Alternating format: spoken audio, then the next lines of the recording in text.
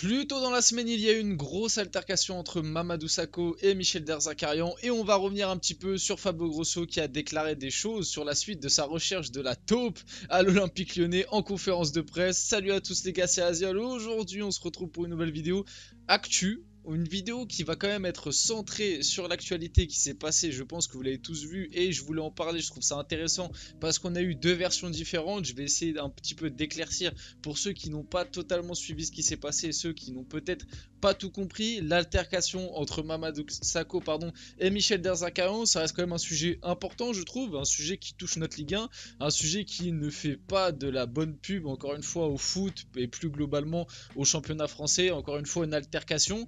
On va y revenir bien évidemment et un petit peu plus tard en deuxième partie de la vidéo, on va quand même y dédier un petit peu de temps mais un peu moins que le sujet principal. On parlera un petit peu de Fabio Grosso.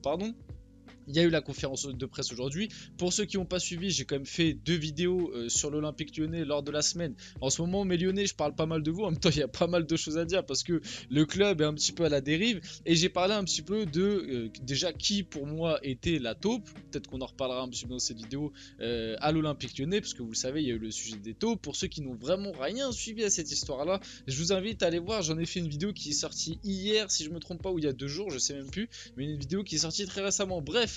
Avant de rentrer dans le vif du sujet, comme d'habitude, n'hésitez pas à liker, commenter, partager, vous abonner, à mettre la petite cloche, ça fait toujours plaisir et ça aide énormément pour le développement de la chaîne. Et comme d'habitude, je remercie énormément ceux qui le font. Bon, l'altercation Mamadou Sakho, Derzakarian. On va commencer par ça.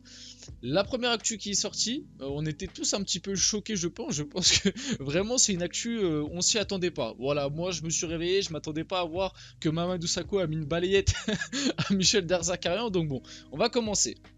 Mamadou Sakho, donc ça c'est ce qui est sorti au début, s'en est pris physiquement à Michel Derzakarian dans le vestiaire ce mardi après une remarque désobligeante de ce dernier. L'entraîneur est tombé au sol, puis les deux hommes ont été séparés. On enchaîne, Michel Derzakarian a lancé à Mamad, t'es une pleureuse. Mamadou Sakho furieux lui a alors fait une balayette à son coach. C'est d'abord l'actu qu'on a eu. Et je vais pas vous mentir que c'est bon, c'est pas très drôle en vrai. C'est pas très drôle parce que bon, comme je vous l'ai dit, en termes d'image encore une fois, ça ne dégage pas une bonne image des joueurs de foot, notamment en plus ça se passe encore une fois dans le championnat de France, donc ça dégage pas une bonne image du championnat français, etc. etc. Mais avouez les gars que vous, quand vous avez vu l'info, quand vous avez et en fait quand vous avez vu l'info et que dans votre tête vous êtes imaginé Mamadou Sakho envoyer une de ses dernières des lasers à Michel Derzakarian qui est quand même voilà, c'est un père de famille, enfin même plus qu'un père de famille, c'est un grand-père limite. Franchement, l'image que je me suis fait dans ma tête, honnêtement, j'ai eu un petit rictus. Voilà, j'ai eu un petit rictus, j'ai eu un petit sourire. Après, honnêtement, la situation est pas drôle. Et parlons-en un petit peu plus sérieusement dès maintenant. Moi au début quand j'ai vu l'info déjà j'ai eu du mal à y croire. Pourquoi pas qu'il y ait eu une embrouille entre Mamadou Sakho et Derzakarian, surtout que ça aurait pu arriver parce que la situation sportive de Mamadou Sakho depuis le début de la saison elle est très compliquée. Du côté de Montpellier c'est 6 minutes de temps de jeu depuis le début de la saison, alors que d'après ce qui ressort notamment de ses coéquipiers ou même des gens un petit peu proches de Montpellier, ça reste quelqu'un d'exemplaire et qui en plus est pas forcément en dessous du niveau de ceux qui jouent. À l'entraînement il reste exemplaire, etc. Donc on peut se dire ce genre d'altercation aurait pu arriver, mais voilà, Mamadou Sakho, on le connaît un petit peu quand même, c'est pas ce type de joueur là. Après, on sait jamais, tu vois, un joueur de foot peut toujours vriller, un être humain peut toujours vriller. Hein. On peut pas connaître les gens à 100%, surtout encore moins à travers seulement des matchs de foot ou des interviews où on sait c'est quand même très robotisé entre guillemets.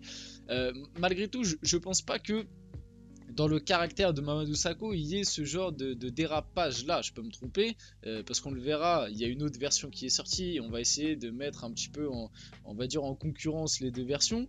Mais malgré tout, moi j'avais énormément de mal à voir et à croire que Mamadou Sakho ait agi et fait ce genre de geste là. Donc bon. On enchaîne un petit peu. Mamadou Sakho a été mis à pied par Montpellier. Il aura rendez-vous dans quelques jours pour un entretien préalable à un licenciement. Pour rappel, le défenseur aurait empoigné Michel Derzakarian par le col avant de le faire tomber d'une balayette après avoir été traité de pleureuse. Donc c'est les faits, la première version.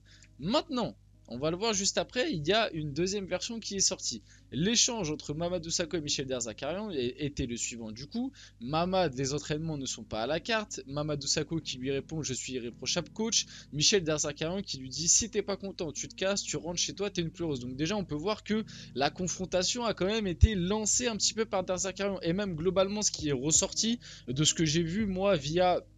Il y a Jérôme Roten notamment qui en a parlé dans son émission. Après, faut pas prendre en partie que pour une version. Attention, ça c'est quelque chose que j'essaye un maximum de pas tomber dedans. C'est pas parce que quelqu'un dit quelque chose et que cette personne-là, on lui a dit, on lui a rapporté cette chose-là, que cette chose-là est vraie. Moi j'essaye de prendre un petit peu les deux versions. C'est pour ça que dans cette vidéo, je peux pas vous affirmer qu'une version ou l'autre soit la bonne. D'un côté, on a cette première version que je viens de vous montrer où en gros Derzakarian et Sakho se sont embrouillés après un entraînement et que apparemment Mamadou Sakho et Derzakarian se seraient un petit peu voilà, un petit peu tenus et que Sakho aurait mis une balayette à Derzakarian. C'est la première version. Maintenant, je peux pas la démentir, je peux pas l'approuver. J'étais pas là et même les acteurs qui sont là, peut-être il y a des versions qui diffèrent en fonction de l'interprétation de chacun. Tu sais pas et c'est pour ça qu'il faudra attendre. Là je suis juste là pour vous relayer un petit peu l'actu, donner un peu de contexte et un peu vous expliquer tout ça si vous avez suivi l'affaire de loin. Globalement c'est ça. Et puis du coup la deuxième version, RMC Sport, et c'est notamment Jérôme Roten, mais après il y a eu aussi des investigations d'RMC Sport, rapporte une version différente de l'altercation entre Mamadou Sakho et Michel Derzakarian. Lors d'une opposition, Michel Derzakarian ne siffle pas certaines fautes, plusieurs joueurs montrent alors des signes d'agacement dont Mamadou Sakho. Frustré, le défenseur décide de rentrer au vestiaire 5 minutes avant la fin de la séance. Ça, je tiens quand même à le dire, c'est pas des choses qui sont bonnes à faire. Je parle pas de Derzakarian, je parle de Sakho. Ok, t'es frustré mais t'as pas à rentrer 5 minutes avant la fin d'une séance, c'est un manque de respect. Soyons honnêtes. Derzakarian interpelle alors Sakho dans le vestiaire et lui indique c'est toujours la même chose, en match c'est pareil, sauf que Mamadou Sakho, agacé par la remarque, rappelle à son coach qu'il devrait tenir ses propos aux joueurs concernés. Sakho n'a joué que 6 minutes cette saison, donc c'est ce que je vous disais un peu plus tôt dans la vidéo.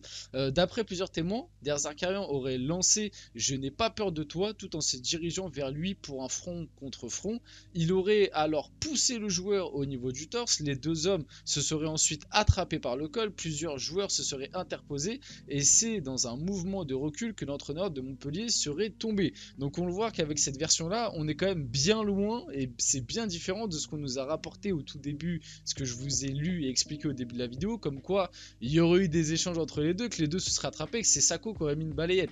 Là on nous explique que c'est quand même plus Derzakarian qui est allé au conflit, qui est allé vers Sakho, donc la version est bien différente, et que Derzakarian serait surtout tombé parce que quand les deux se sont attrapés, les joueurs je pense ont voulu séparer et qu'en séparant bah du coup Derzakarian est tombé, ce qui est quand même très très différent. Et si du coup cette version là s'avère être la vraie, revenir vite fait sur du coup la mise à pied et le possible licenciement de Mamadou Sakho, bah pour moi il n'a pas lieu d'exister si c'est plutôt la deuxième version qui est affirmée. On va voir comment va se dérouler la suite. De toute façon je pense que si licenciement arrive et que on reste globalement sur la première version, c'est-à-dire celle-là, et que ce n'est pas la bonne, et bah je pense que Mamadou Sakho en parlera et il aura raison d'en parler, donc je pense que il y aura un petit peu de matière pour la suite. En conférence de presse en tout cas, il est revenu un petit peu sur l'altercation. Je me sens bien, oui je me sens bien, ça va mieux aujourd'hui, mais je ne parlerai pas de ça. Par contre si vous voulez des renseignements, vous appelez Jérôme Roten et Hugo Guillemets,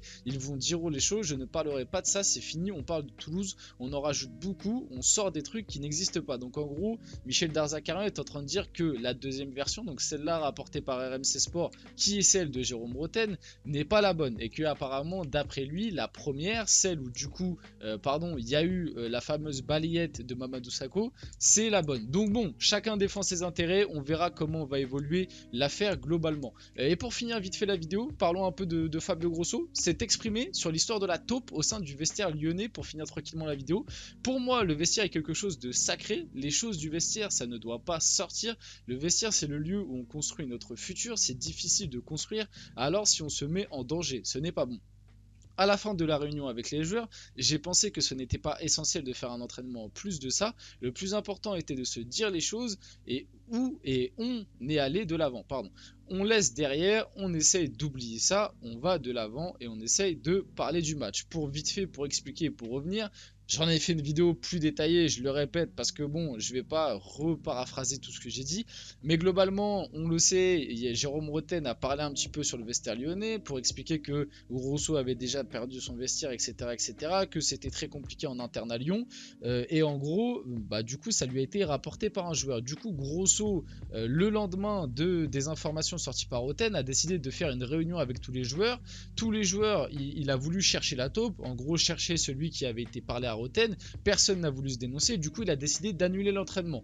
Et en gros, là ce qu'il nous explique, et moi je suis d'accord avec lui, je l'avais d'ailleurs dit dans ma vidéo, que les choses du vestiaire, ok, il y a des choses dans un vestiaire qui peuvent sortir, sur ça on est d'accord. Mais il y a quand même des choses très importantes qui ne doivent pas sortir d'un vestiaire. Et moi je suis tout à fait d'accord avec lui. Et j'irai même plus loin. À l'heure actuelle, le groupe, la situation lyonnaise est quand même très compliquée. Il y a des joueurs au sein de ce groupe qui doivent quand même se remettre aux questions, notamment certains cadres.